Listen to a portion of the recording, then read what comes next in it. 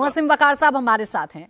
वकार साहब, आपके नेता का ये कहना कि मुसलमानों पर दबाव बनाने की कोशिश की जा रही है, राकेश त्रिपाठी जी जो कह रहे हैं वो ये कह रहे हैं कि मुख्यमंत्री ने जो कुछ कहा वो तो सबूतों के आधार पर कहा ना, तथ्यों के आधार पर कहा। मस्जिद के अंदर अगर त्रिशूल के निशान मिले उसी को कोट करते हुए मुख्यमंत्री ने कहा, तो ये मुसलमानों पर दबाव बनाने जैसा क्या है? देखिए, कौन से निशान मिले और कौन से निशान कितने पुराने हैं, किसने कितने नए हैं, किसने बनाए, ये सारा जो मामला है, सबूत जो है वो अदालत में साबित कीजिए। या टीवी पर बैठकर आपके कहने से हम मान नहीं लेंगे। इसी देश में बहुत पुरानी बात नहीं है, अभी हम लोगों ने एक फैसला देखा। देखिए, 3 पॉइंट पर अभी बाबरी मस्जिद का जो फैसला आया वो सबने देखा। 3 उसमें मुख्य मुद्दे थे। हिंदू पक्षकारों ने, निर्मोही अखाड़े ने, विश्व हिंदू परिषद ने कहा इस पे जमीन पे मालिकाना हक हमारा है। न्यायालय ने, जस्टिस गोगोई साहब ने जो फैसला पढ़ा उसमें इन दोनों की प्लेंट खारिज कर दी। दूसरा पॉइंट ये था कि ये राम जन्मभूमि है, रामचंद्र जी की जन्मभूमि है, रामचंद्र जी यहाँ पैदा हुए, यहाँ महल था। जस्टिस गोगोई साहब ने जो फैसला पढ़ा उसमें कहा कि यहाँ जमीन के ऊपर कोई भी स्ट्रक्चर नहीं था, न महल, न मंदिर, न मकान, न दुकान, कुछ नहीं। 1200 ईस्वी से सन 1528 ईस्वी तक जमीन के ऊपर कुछ नहीं था। दूसरा भी खारिज। फिर कहा इन लोगों ने कि रामलला प्रकट हो गए। जस्टिस गोगोई साहब ने जो फैसला पढ़ा उन्होंने कहा 22-23 दिसंबर की रात में अवैध तरीके से मूर्तियां रखी गई, प्रकट नहीं हुए। तीनों पॉइंट पर मैंने जस्टिस गोगोई साहब का जो फैसला है वो टीवी पे आपको पढ़ के बता दिया। अब उसके बाद भी ये कहा गया कि नहीं साहब, मस्जिद, जस्टिस गोगोई साहब ने कहा अपने फैसले में कि बाबरी मस्जिद के वजूद से इनकार नहीं किया जा सकता। फिर ये कहा उन्होंने कि क्योंकि रामलला विराजमान। सर, मैं इतनी देर से समझने की कोशिश कर रही हूँ कब्जे के आधार कि आप राम पर, मंदिर कब्जे का, के आधार पर भारत के संविधान राम में मंदिर पर जो फैसला आया उसका जो यहाँ रिलेवेंस, आप कहना क्या चाह रहे हैं?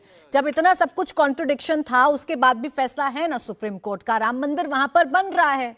इस बात से तो आप इनकार कर नहीं सकते हैं कि राम मंदिर वहां पर बन रहा है। मेरे मैडम, यही तो अफसोस है कि कंट्राडिक्शन सब कुछ कह रही हैं, आप सब समझ भी रही हैं। मैंने अपने फैसले नहीं बताए, मैंने न्यायालय के फैसले बताए, सर्वोच्च न्यायालय का जो फैसला था वो बताया। इनकार कर दीजिए कि तीनों चीजें नहीं। तो क्या सर्वोच्च न्यायालय के फैसले के, सर एक सेकंड, असीम वकार साहब, आप ये कहना चाह रहे हैं कि सुप्रीम कोर्ट का जो फैसला आया, सर और विश्व हिंदू परिषद के पास नहीं था। रुक जाइए, पहले तो चर्चा को आप राम मंदिर पर ले गए, मैं चर्चा ज्ञान वापी पर कर रही हूँ, वहां पर जो सबूत है मैं उस पर कर रही हूँ, लेकिन फिर भी एक छोटी सी बात ऐड कर लीजिए। सुप्रीम कोर्ट का जो फैसला आया, क्या आप ही उस फैसले को समझ पा रहे हैं और बाकी हम तमाम लोगों ने उस फैसले को गलत समझ के वहां राम मंदिर बना दिया? ये तो अब वेलना हो रही है फिर सुप्रीम कोर्ट के फैसले की।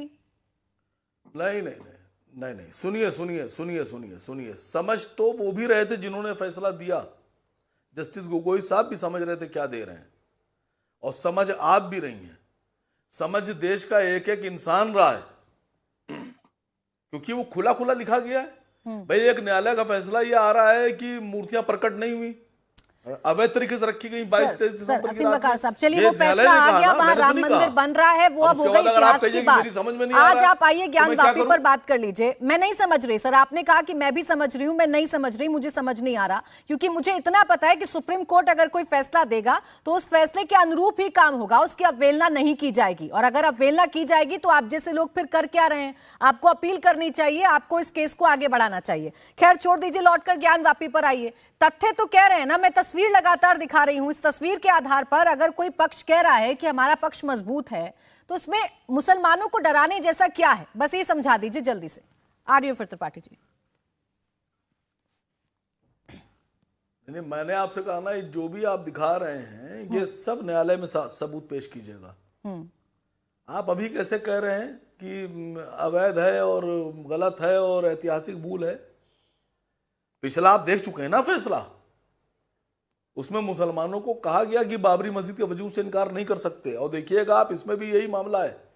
मस्जिद है, अब उसमें आप कुछ भी कहते रहिए, हम टेलीविजन पे आपकी बात नहीं मानेंगे। अरे सर, मैं आपसे अपनी बात मनवा भी नहीं रही हूँ, मैं कोई बात यहाँ मनवाने के लिए बैठी नहीं हूँ। वसीम वकार साहब, आपके नेता ने कहा कि मुसलमानों पर दबाव बनाने जैसा बयान है। मैं सिर्फ इतना जान रही हूँ कि इससे मुसलमानों पर दबाव बन कैसे जाएगा? मुख्यमंत्री के एक बयान के बाद क्या बदल जाएगा? जल्दी से बताइए, फिर बाकी मेहमान इंतजार कर रहे हैं। नहीं, ये दबाव बनाया जा रहा है। मुख्यमंत्री जी ने संविधान की शपथ ली है, धर्म की शपथ नहीं ली है, उन्होंने संविधान की शपथ ली है। उत्तर प्रदेश के लिए मुख्यमंत्री बनने से पहले तभी वो मुख्यमंत्री बने हैं। उनके लिए न्याय बड़ा है, उनके लिए सर्वधर्म संभव, हम सब उनके लिए, उत्तर प्रदेश में जितने भी लोग रहते हैं वो मुख्यमंत्री के लिए एक समान है। इंडिया टीवी हर वक्त हर जगह डाउनलोड करने के लिए सर्च करें India TV news Google play store या ऐप स्टोर पर।